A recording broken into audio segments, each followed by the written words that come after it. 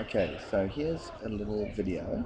I'm sat in the Qantas Club in Melbourne, and I just wanted to tell you about a story I had today, talking about how agencies work. It was interesting, in terms of comparing the value of what we do in employment office compared to an agency model. And we all know that a typical agency charges 15, 20, 25% of the candidate's first year salary. Often, if it's a headhunting or a high level role, it will be more like 50%. I, over the weekend, actually heard of a fee from a Sydney company recruiting a CEO for a company that's going public. The guy I was talking to said, well, it's 180 to 192 grand. And I said, oh, right, that's the package? He said, no, that's the fee.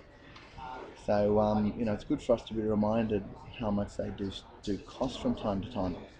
But anyway, the example I thought was relevant was where an agent said, look, we have to charge these big fees because 3 out of 4 of our roles fall over. So what he means is they put forward candidates from an agent's point of view, they do the work, they source the candidates, they put them forward, and then the client doesn't hire, changes their mind.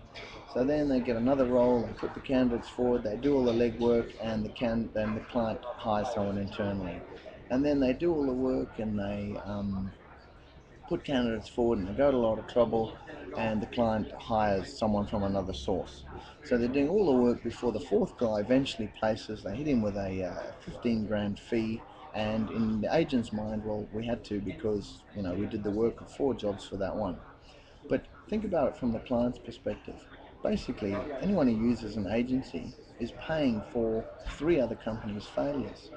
So if you put that in context, in our context, really if we charge the client 3 grand or 4 grand, and only every fourth time they actually get a successful outcome, even with just one placement, they're in a similar position. In fact, they're probably better off because at least from us, they're getting an objective result. And then, if they get multiple placements and they get a candidate pool, the benefits are greater. Might be a useful example to use from time to time with a client when you're just comparing and contrasting and trying to find ways to explain our value. So here's the plane just coming in. I'll be hopping on one of those back to Brisbane shortly, and look forward to any comments on that idea.